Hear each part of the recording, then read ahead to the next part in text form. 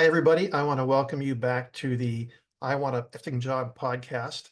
Eventually, I'm going to get that introduction right because it has the asterisks in it. However, that's where we are. As you know, we are here to shine a light on hiring problems that people are having, especially in Gen X and older, and even younger for that matter. There's an issue with age coming into a hiring process, I think. And there's a lot of brilliant people out there that I want to have on the show. Brilliant people like my guest today, Jean Hale. Jean, I'm going to tell you a little bit about her. Jean has more than 30 years of experience in two of the largest nonprofit industries, healthcare and higher ed. And as she'll tell you, she's a first generation college graduate who entered the workforce with an associate's degree.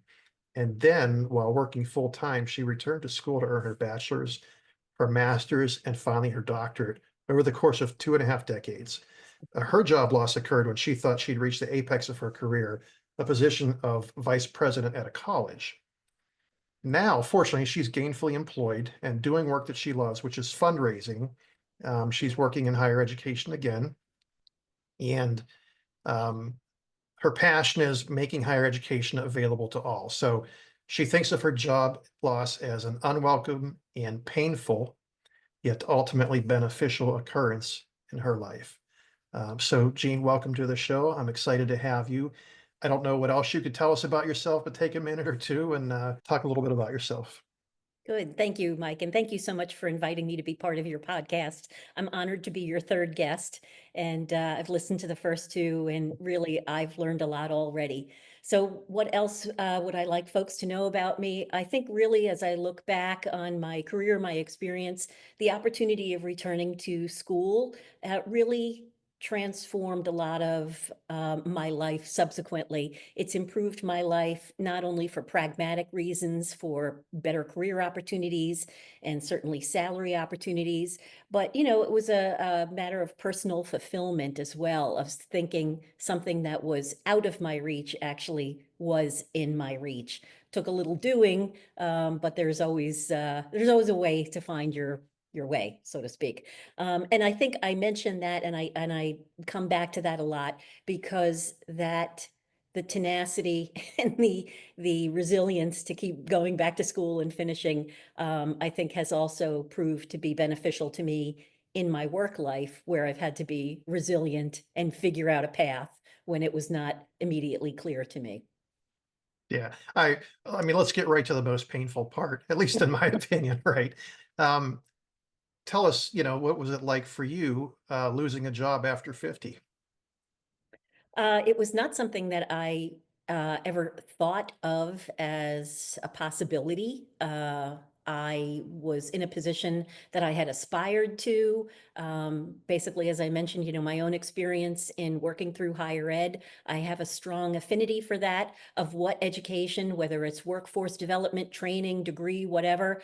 I have a real deep belief in the transformational power of education for all of us, regardless of our age and stage in life. So it was natural for me that, I wanted to be in a role where my work directly contributed to creating those opportunities for others through scholarships and whatnot.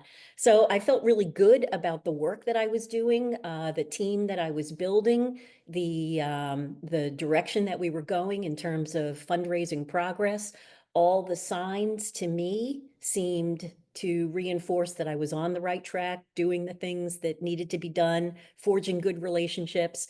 The little voice in the head, though, was the organization was in significant financial distress. And Yes. that was brought up constantly, constantly. And as the fundraiser, there were often meetings where you've got to raise more and you've got to Mhm. raise unrestricted funds so we can keep the lights on. And so that typically is not what fundraisers like to do. You like to raise money for the mission, not to keep lights on. Sure. Yeah. Donors like to give. So what happened? So I had a regularly scheduled meeting and with the president, and went in with my agenda. And the president just said, I need to deliver some news, and that is, you've heard about the budget and the significant crunch that we're in, and we're eliminating your position. And there was some nice talk after that. It's been a pleasure working with you, blah, blah, blah. But clearly there was no room for conversation about, well, what could I work part-time? Could I do anything like that? Right, right. So it was an immediate gut punch, immediate gut punch. And then, the turning around and the walking out, I was able to go back over the weekend and get some of my stuff out of the office, but I didn't, I went back to my office, got my purse and walked out. And as I was walking out, it just a million things start going through your head. And I also want to mention that role, I had aspired to a vice president role, and that position took me about 100 miles from home. So I also Yeah. had to rent a place and be away from my spouse and the dog for a week at a time, come home on the weekends. So the position had me invested both on a professional level, but on a personal level. Oh yeah, for Um, sure. personal sacrifices. So, it was just, I went back to my little rental and sat there and called Les and said, hey, Hmm. you need to bring the truck up this weekend. He's like, why do I need to bring the truck up? I said, because we got to pack up my stuff. And so, those immediate moments are like, what just happened? What Yeah, just happened? Why did it happen?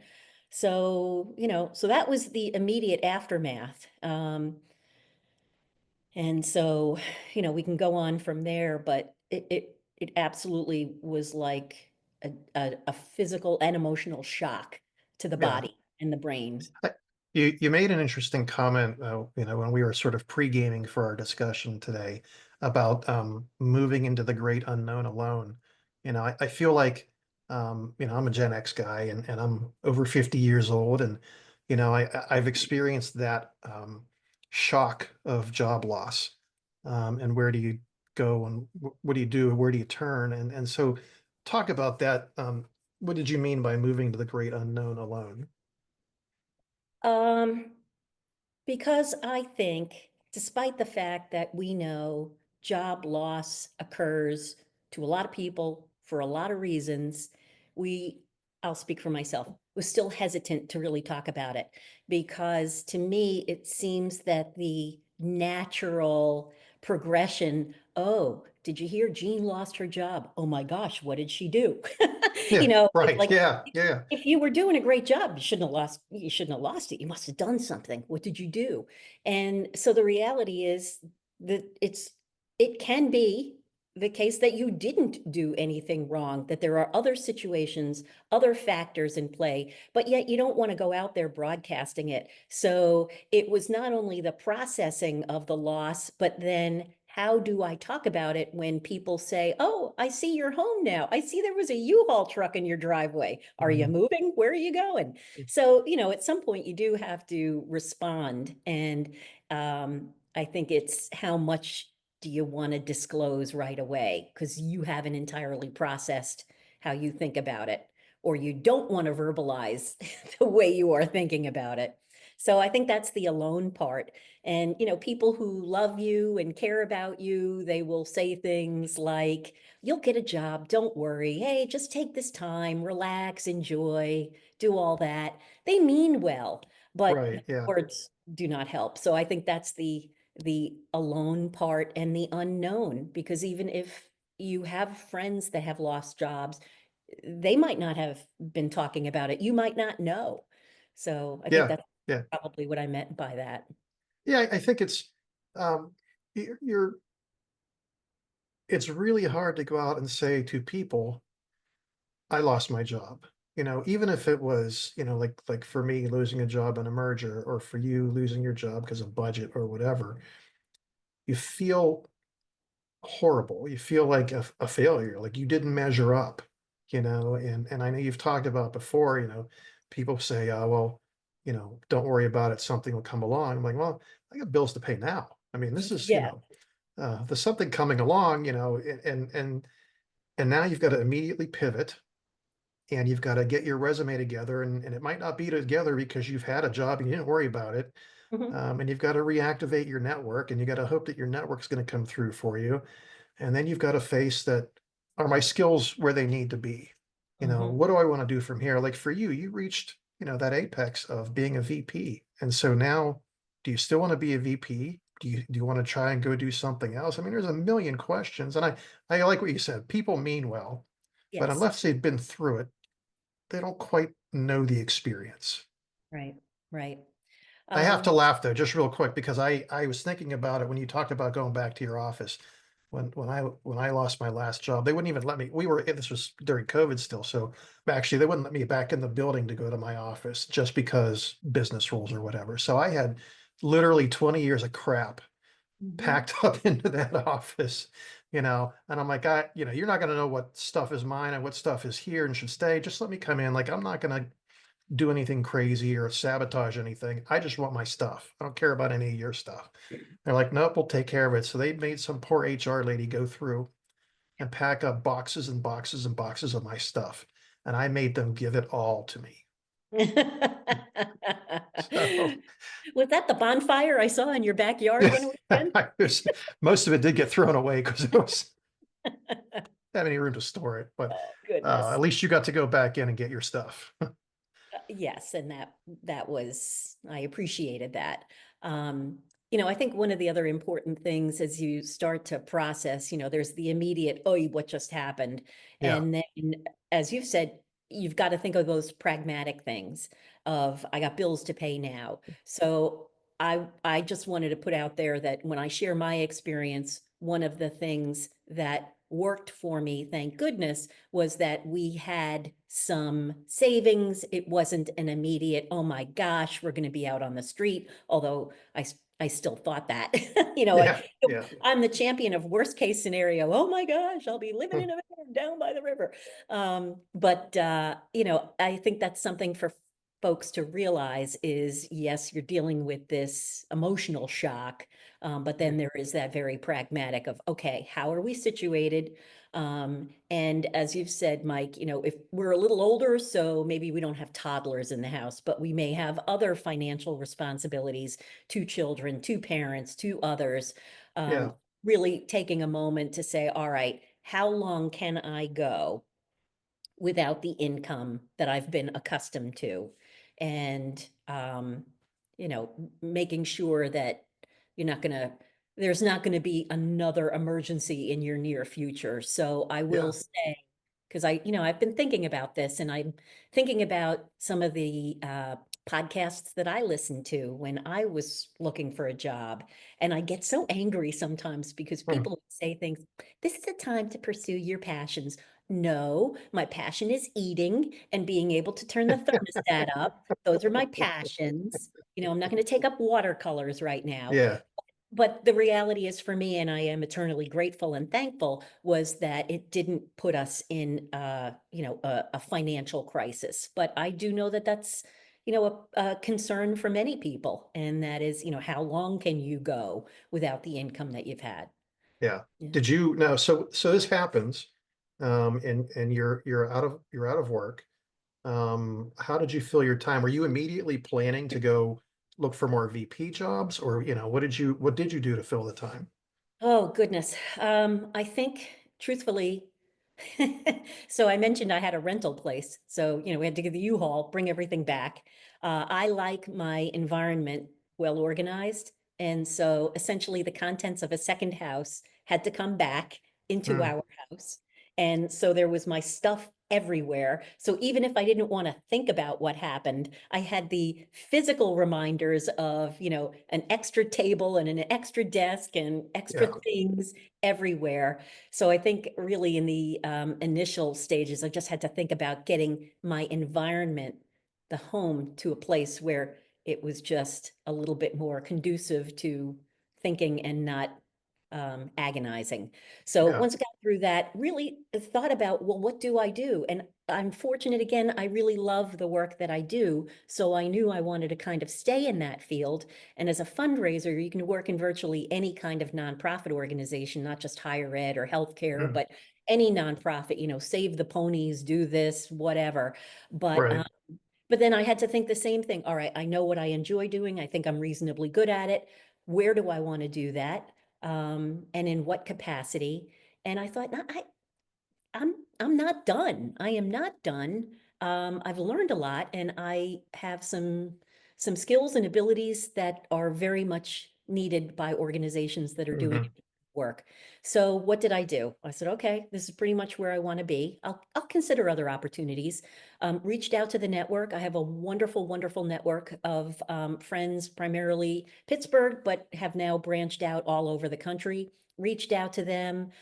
People were wonderful. They put me in touch with others. All of that very kind of traditional stuff that some of your guests have already mentioned. And those Right. were good. The only thing that really came out of that, well, there was a couple of things. One was some reaffirmation that I do have some value. And, when That's people, important. yeah, Yeah. that is kind of important because that takes a hit when these things Yeah. happen. You're like, oh my gosh, I'm not worthy anymore.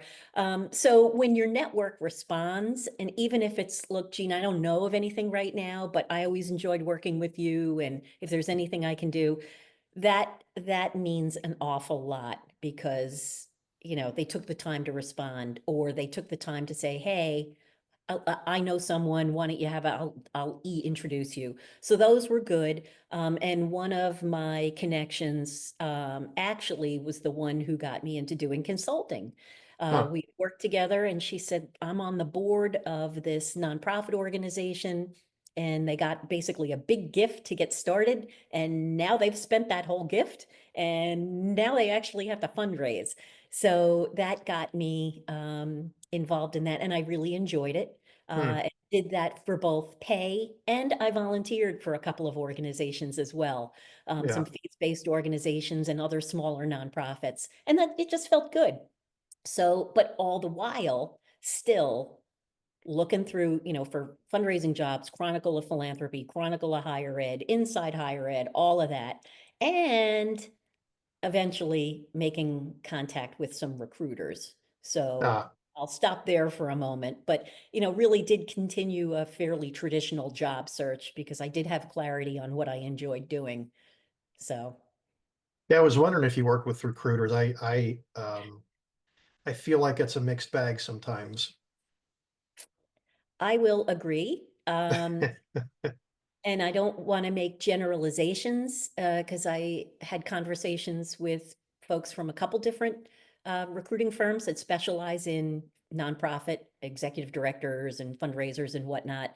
Um, and I'll be honest and share with you, the experiences were quite varied.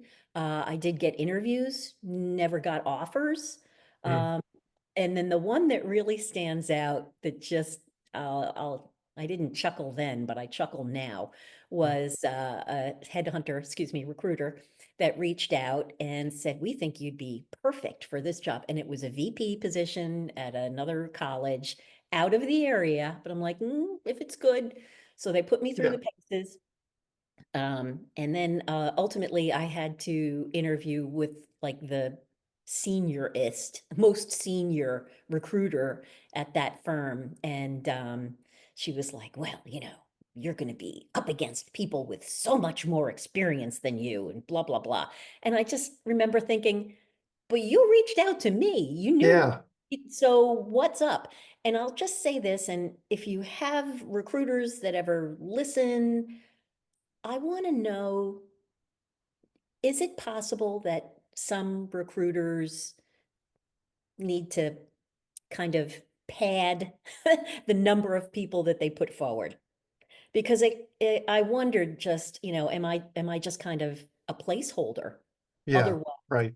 how do you explain the number of interviews getting right up there to the top? Oh, you're top three, and then it's just not happening. So, that's kind of the pessimist side of the coin, but the optimist side is, well, you got that far, and these are incredibly competitive positions. There's just not Yeah. that many of them. So, given the phase of the moon, I'm either a pessimist or an optimist. So that was my No, experience. that's fair. That's fair. A friend of mine a couple of weeks ago, we had a conversation, and he is like has likewise been looking for work, and he's had a handful of sort of unfortunate placements. He has mentioned getting down to the final two candidates before recently, actually, and they came into him and they said, "You're perfect for the job. You've got all the Mhm. experience we want. This is great. Blah blah blah." got it down to the, final two candidates and ultimately they went with the other person. I think the worst part for me, at least in those situations, is the conversation is, sorry, okay, bye. And I want to know, why didn't I make the final cut? Like, why did you go with this person over me? Mhm. What kind of feedback can you give a person? And I think recruiters need to understand that. Hiring managers need to understand that we're out here and we're grinding away and we're looking for these positions. And if we're falling short, the only way we can fix it is to know why we're falling short. But Right. oftentimes it's a mystery. It is a mystery. I will tell you something, and I didn't know that I was going to confess to this, but I will. So, to partly answer those questions, because oftentimes you would get, oh, well, it was the other person had a bit more experience or something. Uh, I made it a habit for those positions that I had interviewed for and was at the tippy top of the pile. I would then kind of keep an eye on, well, who did they hire? Who did they hire? And Yes. in all fairness, there were instances when I'd say, okay, that's fair. I see it. Okay. And other times I'm like, really? Yeah. So, did that help any? I don't know. It passed some time, but, because it is very hard to be objective. You're talking about yourself and the people that you would ask for feedback, your friends and your family, they're going to be nice and tell you good things. And the recruiters are probably not, for whatever reason, going to tell you anything really bad Yeah. unless it Yeah. was something so egregious like, you made a comment that in the workplace would be considered inappropriate, potentially lawsuit inducing. I don't know. I'd Yeah. love to hear from recruiters. Are you legally Yeah. constrained from giving true and potentially difficult to hear feedback? I actually have a recruiter friend of mine who I'm planning to have on the show. She and I just need to find a time. Maybe I'll ask you that question because I think it's a fair question. It's frustrating, and it is, my first interview with Brian Ward. Brian is a CEO, pretty well renowned in his industry, and very very talented. And he was facing, and I think you've probably run into it. I know I've run into it. You're overqualified for this job. That to me is kind of the most ludicrous thing because if I may be overqualified, but I'm applying for the job because I'm interested in the job and I want to do the Right, job, right. to hear that uh, is just, I don't know if you run into that at all. Um, Not overtly. I'm trying to think of any other kinds of feedback that I've gotten, where you try to read between the lines. But even if you were to receive that kind of feedback, then what do I do with that? What does that Right. mean? Okay, You know uh, too much. not too You're way much. too experienced. Yes, You're an yeah, expert in your field. We can't use that here. we don't want that kind of competence at our organization. Exactly. Yeah. Yeah. Come So, on. Well, so I, obviously you've landed on your feet though. I mean, you got a new gig, you're doing what you love still. What kind of work makes you just kind of dive in and lose track of time? oh gosh. Well, uh, first and foremost, and this is going to sound very cliched, but it is true, it's the people that you're working with. It's absolutely the people that you're working with. And I am very, very fortunate to be doing not only the work that I truly love doing, but I'm doing it amidst a group of other senior leaders who truly care about the work. Nice. Um, there's no ego. There's humor, there's caring, compassion. I'm working for a community college now, which has a very different culture than some of the other higher ed institutions that I've worked at, research ones and small privates and state universities. At some point, I reached a point where I said, I want to go where my work really matters. Yeah. Uh, some institutions there, if you're bringing in $1 million gift, yeah, okay, well, how about next week? Community colleges have not always engaged in fundraising for a whole lot of reasons. But yet their work is so critically important. And the institution that I'm at now is just in a position in an area that's growing where there's such a demand for labor at all levels, degree and certificates and training. And it's just, you're making a difference in people's lives. And I'll just share this. So I shared, my experience of going back and going back and going back and finally being done. So the work that we do as fundraisers clearly is scholarship funding and all kinds of other support for students and the organization. But we hold an event every year to connect students with the individuals who've donated the funds for scholarships. And we ask the students to just write a little paragraph or two that we share with the donors ahead of time. And I read all of the student profiles before Mm, the event because I wanted to familiarize myself. And one really stood out to me, and it was a woman who wrote, I got married very young and started my family very young and always wanted to go to college, but never had the chance. And now I'm 50 and the kids are out of the house and it's my turn. So I decided to, enroll and work towards my nursing degree. And I never thought at age 50 that I'd be in college. And I certainly never thought I would get a scholarship. mm, So, I just love that. Again, yeah. community colleges to me represent the fact, all the stuff that we've talked about, you're overqualified, underqualified, too old, too young, too this, whatever. That's not the case at community colleges. It's like, come as you are, where you are. So that really gets me excited. And I mentioned the people. I reflected quite a bit on the environments where I've worked. I am a student of organizational culture. I find it fascinating. So when I decided to look again, I thought to myself, I really want a healthy culture. Yeah. There's going to be a little dysfunction in organizations, but that, Sure. how am I gonna sniff that out? Because everybody's on their best behavior during interviews, including Sure. Yeah, you have to be. ourselves. But so I approached the interviews, not only the position that I'm in now, but I was prepared with some very candid questions about organizational culture. And if I sensed some squirming or avoidance, I made note of that. I'm And writing that down. I like I can share with you some of the questions that I asked to get at that. that.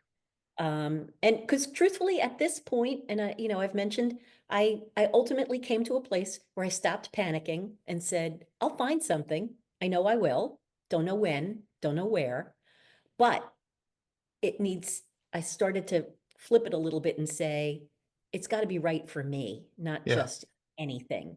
And for me and the work that I do, the culture of the organization is the most important. Nonprofits have a mission.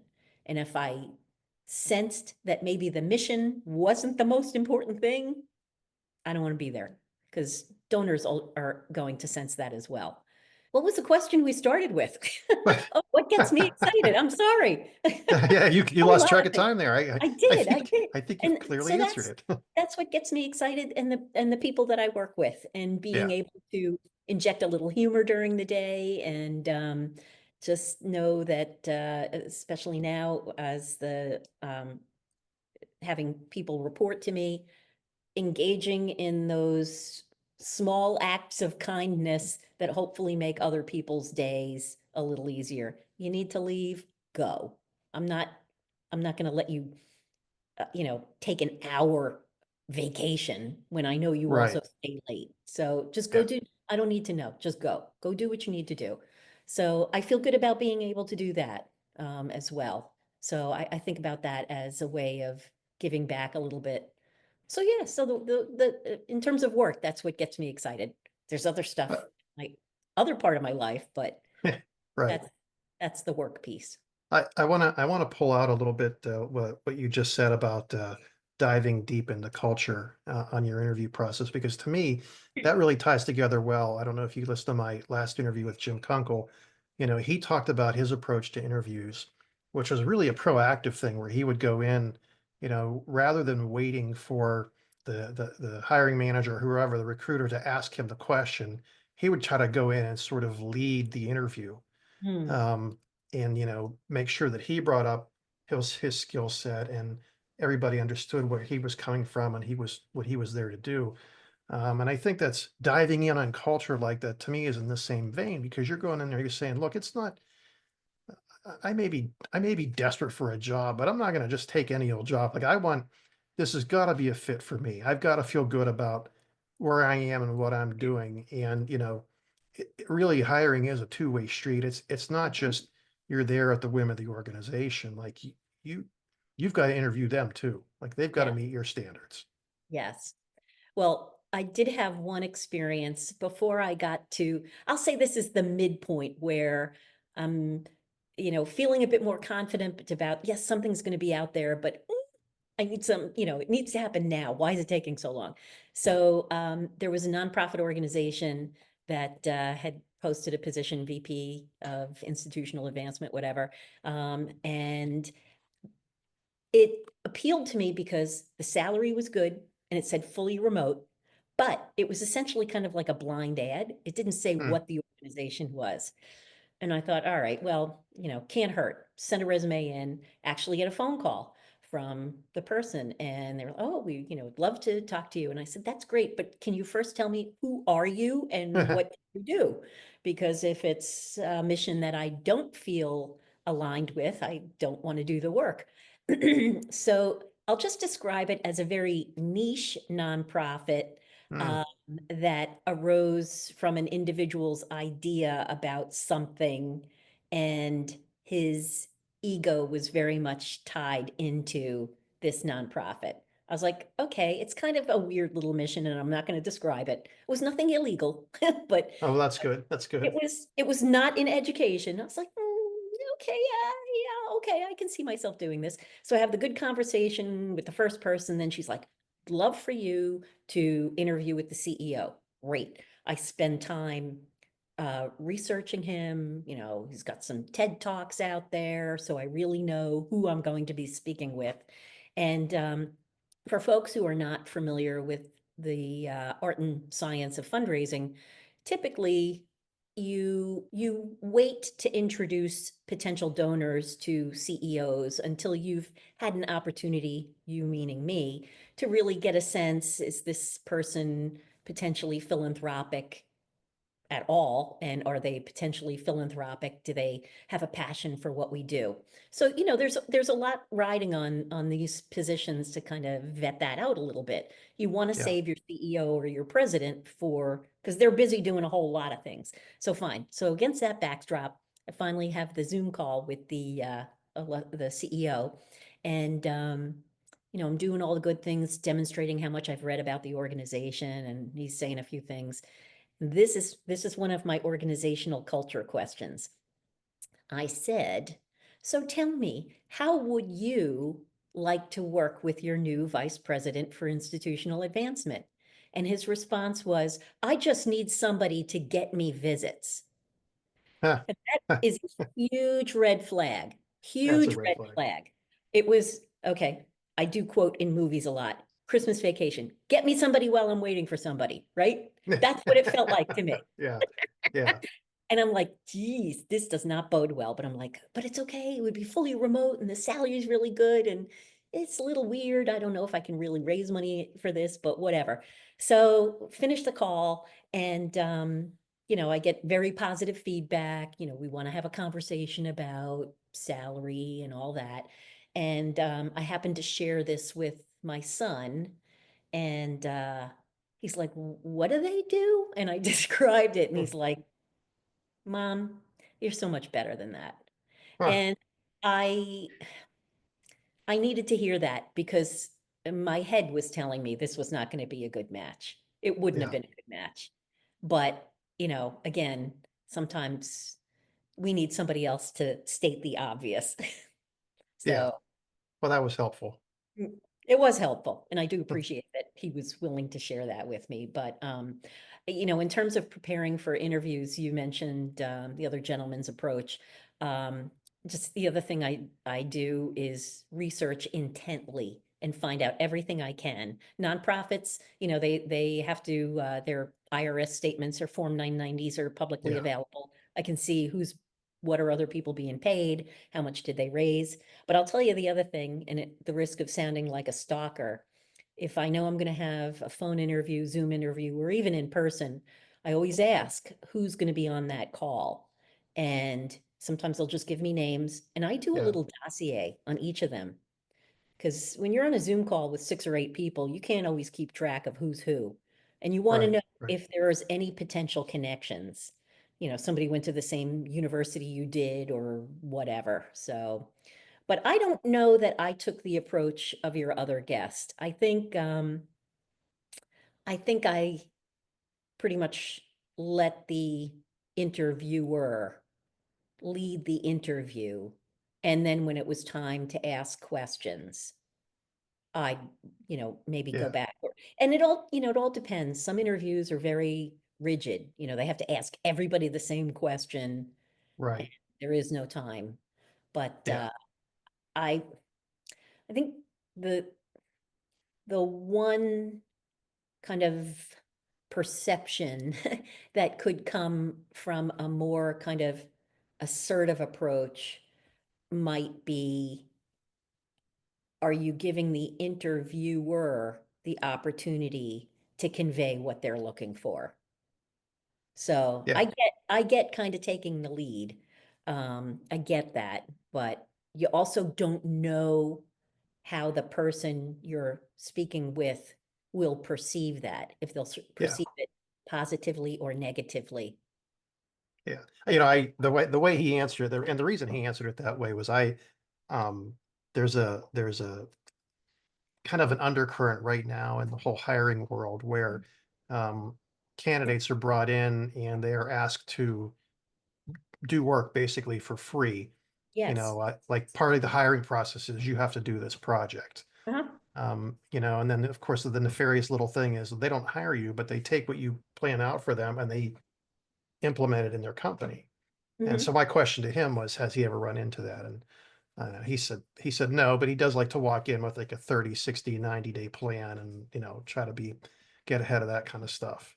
Yeah. Um, so that was really the context of that. I think that an approach like that is highly context dependent. Uh, Yeah, for sure, for sure. I mean, so I have been asked on interviews, well, what would you do with XYZ program? And I'd say, well, the first thing I'd want to do is learn, where are you at with that? Yeah, And then based on that, these are the kinds of things I would then walk through. But because you got to give them a chance to say, oh man, we haven't done any fundraising in 2 years. right. So Yeah, um, yeah, yeah, it's very interesting. How do you really, the question is, how do you showcase yourself and your skills and your abilities in a way that's going to resonate well with the interviewer? And Mike, we didn't talk about this ahead of time, but may I share a quote?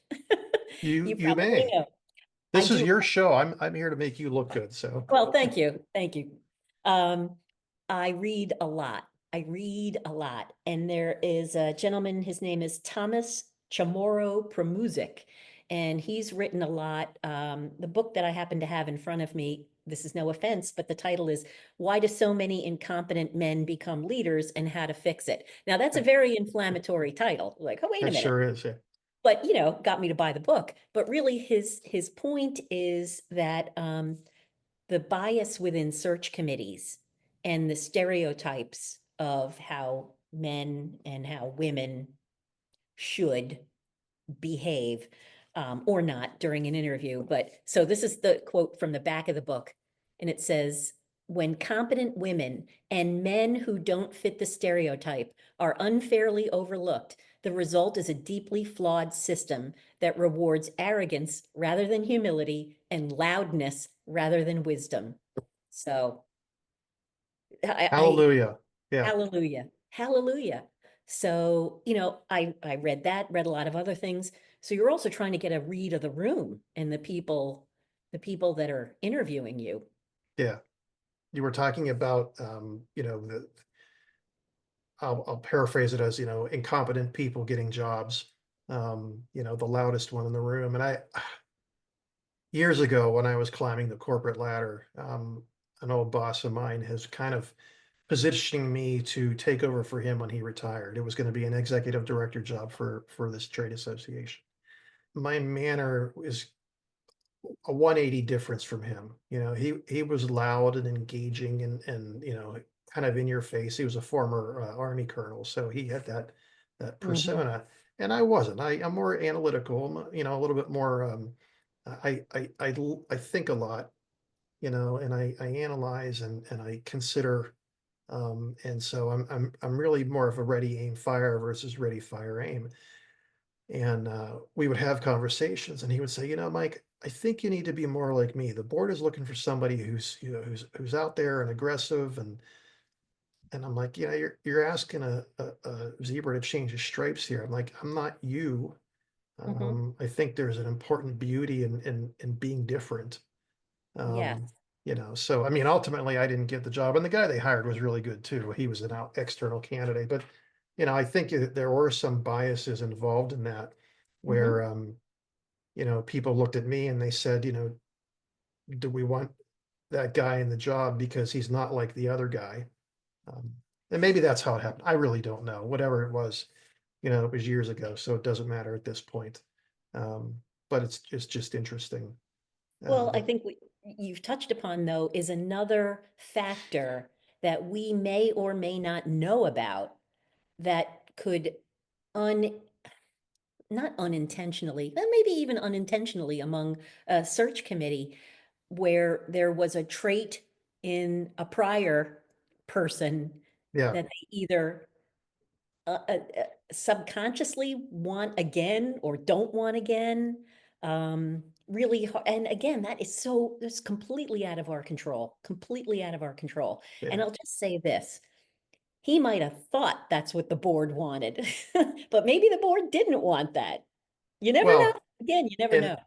they didn't, because the guy they did ultimately hire was a lot more measured Hmm. and analytical, but he was way more sales focused than the previous guy. So, Yeah. um, and ultimately, I suspect they also wanted somebody to come in who had merger and acquisition experience, Mhm. because long term, the board knew that we were going to go through that merger that we went through. So I don't need to talk about that. But what I want to ask you next is, so based on a lot of this line of conversation, were there any super ridiculous assumptions that you faced or that someone made about you during the job search that just made you want to tear your hair out or scream at the top of your lungs Um, or Nothing. laugh or cry? I mean, Oh gosh, well, there was all of that, no matter yeah, what was going on. Um, Nothing that I can recall overtly yeah, of, well, you're overqualified, underqualified, whatever. I don't remember anything being conveyed overtly, but I think in the postmortem, if you will, of not getting a job and then seeing who's hired, yeah, and you do try to wonder, well, what particularly, I mean, there were two instances, and I think you touched upon this in one of your other podcasts, the being ghosted, that happened to me twice yeah, after, an in-person intensive present a project and then hear nothing, nothing, even, following up. I know you're busy, and that's inexcusable, yeah, absolutely inexcusable, but indicative of organizational culture, I'm gonna say. They right. Yeah, call you and deliver news that you don't necessarily want to hear. But no, I don't really recall any kind of, I don't think I can, any assumptions. yeah. Well, Um, that's good. I mean, that's, I just, the positions that we're in, whether you're a man or a woman, or mhm, you've got a master's degree or you don't have a degree or whatever. I mean, there's a lot of room in there for people to make these unwarranted assumptions. I right. think one of the biggest ones that we face as a generation is, well, so and so's 50 or so and so's 55 or so and so is 60. They're going to retire soon. Mhm, And I'm like, I'm sorry, you cannot be making that assumption about me. I'm probably going to work forever. Like, I'm going to find something that I like to do, and I'm going mhm. to do it. And so if you've got this opening in your company, I was just reading a little bit about it today on LinkedIn.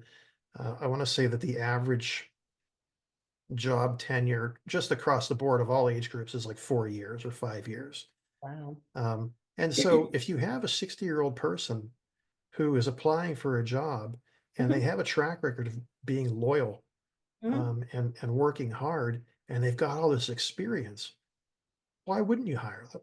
If you're only gonna get 4 years out of a candidate anyway, Right, right, at least get them 4 years, get all their experience, and if they wanna wander off into retirement, God bless them, and you got all the experience out of them. right. It's almost a no-brainer. You know, what I would wanna say, if that was ever a concern, and it could very well have been, the 2 positions that I got ghosted on, were both filled by, I'll say, maybe a 30-something with Ah, far less experience. So, I don't know if it was a question of age or whatever, but, what I would wanna say to anybody that is making an assumption that age equals, unemployable, I would say, could you judge me on the things I have control over? I have no control over when I was born, none whatsoever. yeah, But, judge me on the things that I have control over. And as far as making assumptions that, well, they're gonna retire soon, you don't know my financial situation. You don't know my drive to right. work. You don't know that about anybody. You don't know that about a 25-year-old, a 40-year-old, or a 60-year-old. So it's a tremendously short-sighted uh, Well, you can't approach. predict the future. It's along the lines of, where do you see yourself in 5 years?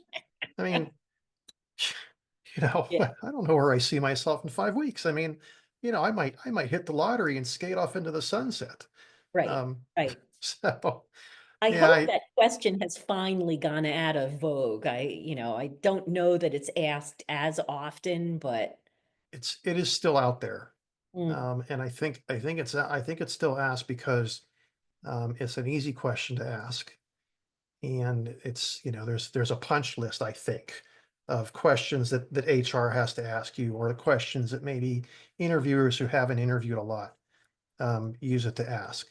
mhm, And so, but it's not appropriate, if you're asking a CEO candidate, where do you see yourself in 5 years? Or, it's great if it's a college graduate and you're looking for somebody you want to bring on. And if you're going to right, invest money into training them, you hope they're going to stick around. But yeah, I think you look at the candidate and you look at the job and you go, okay, maybe we don't have to ask this one this time. right, right. Yeah. Yeah. Well, so let's philosophically, how would you say that your job search, the journey you went on, how did it change you, your outlook, change you as a person? In many, many ways, ultimately for the better. Um, I think the first realization was um, changing my assumptions about, you know, a person in general losing a Yeah. job. Because again, it was always like, oh, well, what did they do? What happened? How much money did they steal from the company? You're looking for Hmm. some Right. you're looking for like something that makes sense. So I think that is one way that the experience has fundamentally changed me, is to say, you just don't know, and every situation is different. And, every job is different, every organization is different. I think I also came to entertain the notion that organizations that choose to lay off or do whatever they want to call it, either a group or one person, that can very well be a sign of problems, not with the person in the job, but quite frankly, with leadership of the Hmm. organization. Um, so, and that's not meant to be a defensive position, like I did nothing wrong. But just to say there are multiple facets to this situation. So I think it's made me much more compassionate, much more understanding, a bit more thoughtful and deliberative, uh, for when I, ultimately did land back in the workplace. How am I going to think about my work and my relationship to my work? Um, I think it helps put some things in perspective. I mean, you know me personally, and for us, it was an opportunity to really step back and say, okay, all right, this thing happened, and maybe this is time for us to do something we'd been thinking about for a while, which was to relocate, which was not an Yeah. easy decision to do. We left some wonderful neighbors. Um, but nonetheless, it was something we'd been thinking about, and I was like, you know what? Yeah, why not? So, I'm trying to think of some other good philosophical things. I, I, you asking me to do this podcast has also um, helped me remove the last vestiges of shame, because there is a lot of shame associated with this, and you don't talk about it. Um, I will tell you though, the position that I have, I did ultimately decide when I wrote my cover letter, I included a paragraph in there, blah, blah, blah, blah, blah. You will see. And I just put a paragraph in there about this was the situation, boom. And to the credit of the organization where I'm currently working, they never asked me about that during the Hmm. interview. I talked about my experiences, what I did, but they never said, and why again aren't you there anymore? Yeah. So I appreciated that. So I'm getting ready to hire some staff, and I will my experience will likely influence how I interview and not make assumptions if there's a gap on a resume.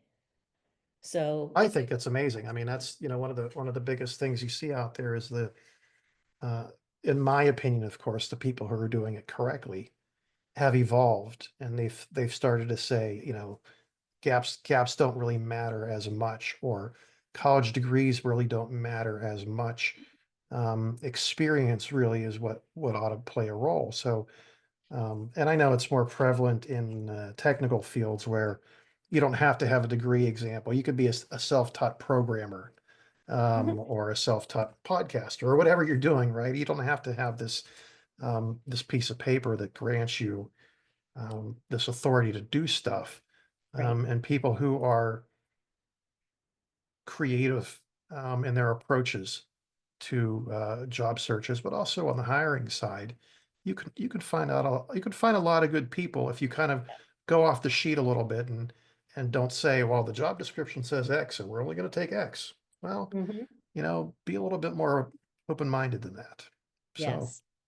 I think I had shared with you earlier another book that I recommend is Scott Page, The Diversity Bonus. I think I've yeah, got his name right. Yes, and he introduced the phrase, and maybe somebody else had used it before them. But when you're building a team, to look for cognitive diversity, people who mm, think differently and approach things differently. You described how you're different than the other person that you had worked for a while back. You're more analytical, you're more this. And all those things are good, but stronger teams result when you have these cognitive diversities, people who think of things and approach things differently, and experience can play into that. I had this experience, and it's shaped the way I approach these situations or projects. So I'm going to help hold myself accountable as mm, I start to interview, which is to look for some folks. I don't want people that come in and say, oh, I've done this, for 30 years somewhere else. Because I might want somebody who says, well, I haven't necessarily done this, but here are some other things I've done. And I can look beyond the job title that they are most recently coming from and look yeah. at a deeper level. So another good book to read, and a good thing to keep in mind, hiring managers. Yeah, it's it's similar to what Brian Ward mentioned on the first podcast about people who are in linear careers. Like if you're going to be a CPA, that's pretty linear, right? But for other folks, you don't have to have that. I guess I'll coin a word and say linearness. I Mhm. don't know if that's a word, but you know, Linearity. linearity. Okay. Um, so, but yeah, I mean, I think varied experiences are great. I think people who are not necessarily specialists, but generalists who have interest in a lot of different things. You might not have a career as a fundraiser. Let's use that as an example. But you've got a career of convincing people to spend money in Mhm. some other way. Well, that might be a good fundraiser. There's just you never know what kind of gold nuggets you're going to find till you start digging. That's right. That's right. That's Yeah, right. And we hear so much from employers about the things that they need. Yes, there are those linear positions and the person who knows how to operate certain kinds of equipment or do whatever, but in this knowledge economy, I think we still are in that. I don't know if we've transitioned out of that yet with AI, we're but still in it. Yeah, yeah, good, good, good. I'm counting on that. yeah, That's where all those things kind of come into play. The things that make us human and make us capable of creating and thinking and collaborating. Um, eh, that's I think that's a beauty to be celebrated, and um, workplaces that can embrace that and use it to their advantage, not in a negative way. I don't mean, a use or abuse, but can take those talents and bring them together and create something that maybe hasn't been created or thought about before, even if yeah. it's, kind of a mundane business thing. So that's cool. I mean, That is super cool. It yeah, is. super cool. So, so I mean, you're flying high pretty good right now. You're happy. You love what you do. You're doing it with great people. Are you going to work forever like I am? I will. My definition of work may change, but I enjoy meeting people. I enjoy learning things. I'm naturally curious. I like to know things. If I hear a word I've never heard before, I'm going to look it up and then, maybe drop it into a conversation in the future or save it for crossword puzzle or something. And, there's a lot we can do outside our traditional definition of work. But if I'm in an environment and with people that I'm enjoying, I would not see a reason to step away from that. I mean, I've done volunteer work and done all of that. Maybe that's what work is, but as long as they'll have me and I am having some positive impact, why not? Why Yeah, not? yeah. I think one of the biggest things for me is I want to have fun. The job that I lost, I just wasn't having fun. Hmm. Um, and what I'm doing now, like doing this podcast to me is fun. Doing the AI development I'm doing, that's a lot of fun. Yeah. I get to dive in and learn new stuff. I get to talk about it with cool people. And so, my journey obviously was different from yours, but and I guess you could say there's a silver lining. Like, as long as you persevere, right? As long as you keep pushing through, and you said that earlier, like you don't give up. You keep going, and you try to find what matters to you. And that's really the journey I'm on. Is what do I want to do that's interesting and enjoyable? And when I started doing my consulting, the conversations I've had with people is, look, I want to work with you. I want to enjoy working with you. I don't want to work with people who suck. Right? I mean, that makes Yes. getting up in the morning difficult. It makes Hmm. going to work difficult. Hmm. And even if whether you're 25 or 55, you've got to wear that. And there's no reason to walk around being miserable all the time. So, keep that in mind. Yeah. Um, that's I think I'll one of I'll those. just say this, the only people who get to say that there's a silver lining are those of us who've lived through Yes. the Right. dark lining, because that's one of those, if you haven't been there, hearing it from somebody who's not experienced it is not necessarily helpful. How do you know there's a silver lining? You've never had to look for one. Yeah, We, it's those comments where people go, well, no, it's all going to work out in the end, and you're going to be glad this happened. No, there's not one point where I'm going to be like, it was great that I lost my job and I was in, mental health hell for a year, and I was worried about, everything under the sun. right. Yeah, I really. that was great to go through because I'm so much better now, right? I mean, I guess what doesn't kill you makes you stronger, but the smooth glide path is also pretty good. Mhm, mhm. If you don't mind me mentioning this, given what's occurring in our country right now, I imagine there may be a fair number of federal government employees who may stumble upon your podcast. And to those folks who are worried about losing their job, my heart is with you. I Yeah, know to some extent. And just know that there are those of us who've been down that path and are rooting for you, and certainly hope it doesn't come to that. And really anybody else, you're not yeah, alone, and don't be ashamed. And quite frankly, what I ultimately came to was I'm not going to let the decisions of others define me. I'm a bit competitive that way. I'm like, yeah, no, that's not, you're not going to get to define this for me. yeah. I think what So, happened for me is I found a little bit of joy. I didn't have to. So when I first started looking, I was like, all right, well, I've got to find marketing jobs because that's what I've been doing is marketing. But for me, I kind of lost the passion. I've been doing it for 20 years, and it was like, all right, I've done all this. I don't want to keep doing this. I want to pivot. And so that's what I've been doing for the past 6 months at least. As I've been changing my business model a little bit. I yeah. started a podcast. I started doing AI development. I'm trying to get into different things that so I'm excited to get up in the morning. I have a new YouTube channel I'm starting. Cool. Um, and I'll tell you about it offline. It's going to be very cool, but it's going to involve Pittsburgh E's. I'll tell you that. So, uh, we'll have a little bit of fun with that. So, but it's those kind of things, right? I could be dumb and Yeah. silly, and maybe somebody will see it and they'll laugh. And you Mhm. know, maybe someday I'll make money at it. I don't know. You and I have talked a lot about our experiences, both, today and throughout the time. And I, I really, I really hope that employers, and I know they're under a lot of stress to find people and, keep the wheels on the bus moving and all of that, but maybe just challenge your own assumptions Yeah, of, of really what you think you're looking for.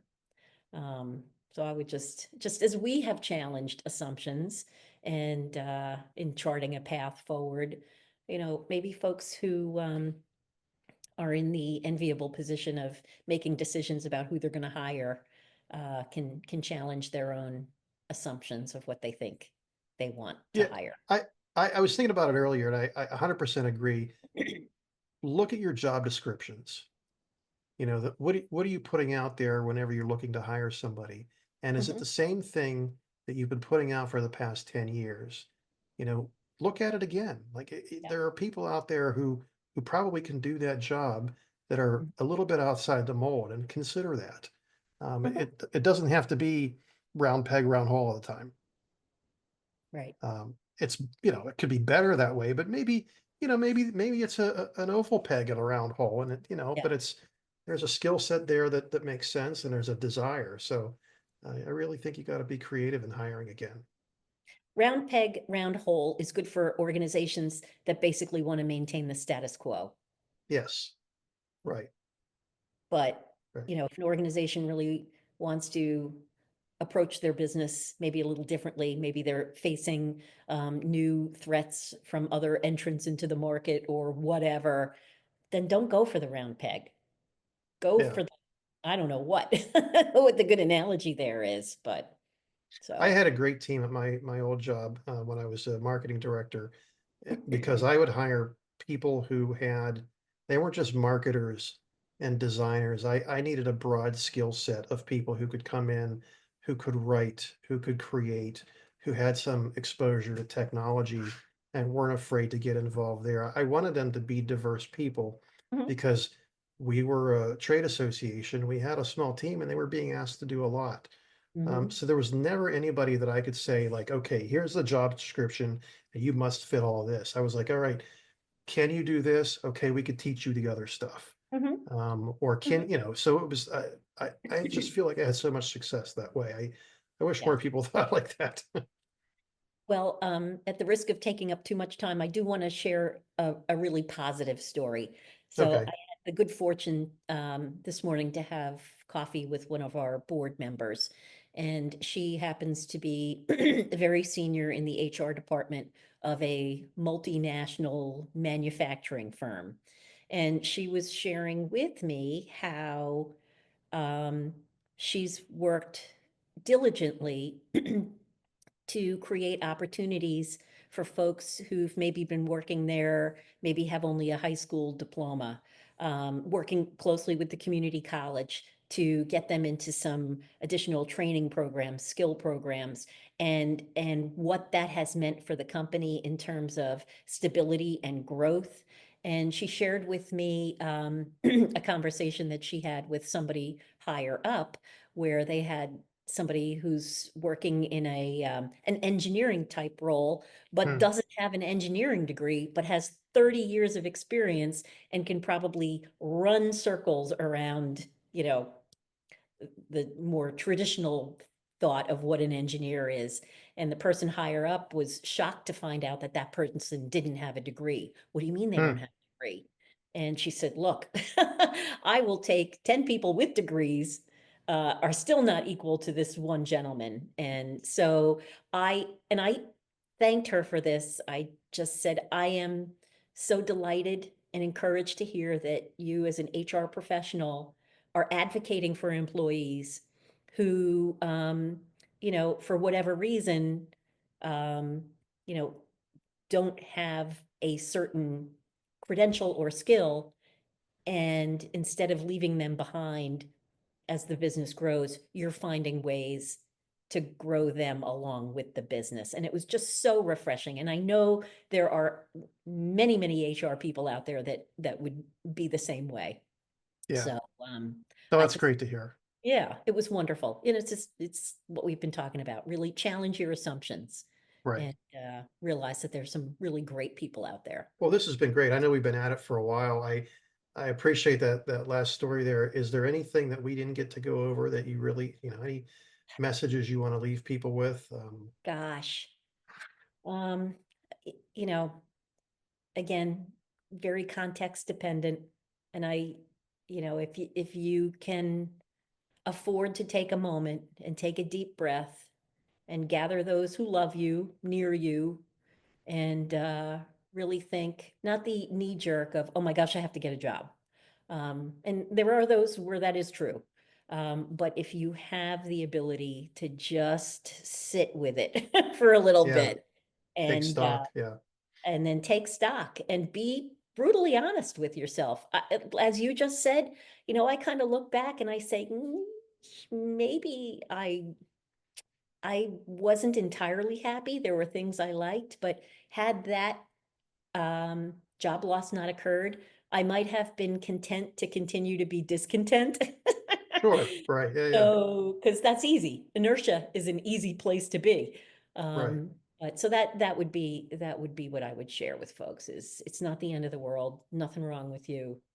It's one more thing that happens, and you'll find a way. And even if we don't know you, Mike and I are pulling for you. That's right. We're pulling for you. And honestly, I mean, that's what the podcast is here for this. And you mentioned the federal workers before, and if any of them do stumble on this, hit up my forum, introduce yourself, find me on LinkedIn. Let's have a chat. I'd love to get people on the show and Mm. let them showcase their talents and skills. Hopefully some recruiters will catch hold of this, or HR people, and people start to find the folks I have on the show, and maybe Yeah. it'll lead to something for you. Good. I think you're doing great work, and it's a topic that's been approached, but not from the angle that you're taking. And I think that's the most important angle is people who've actually been through it. So, Yeah. yeah, good. Well, Well, I thanks. I appreciate it. Thank you very Yeah, much. And you're I doing a great job, Mike. thank you. I'm glad to have you on. And it's good talking to you again. I appreciate it, and have a great Oh, day all right. or Thank you. night. All right, Gene. All right. Thanks. You take care. You too. Thank you for listening to the I Want an Effing Job podcast. Look for more episodes on Spotify, YouTube, iHeart, Apple, and anywhere else you find podcasts.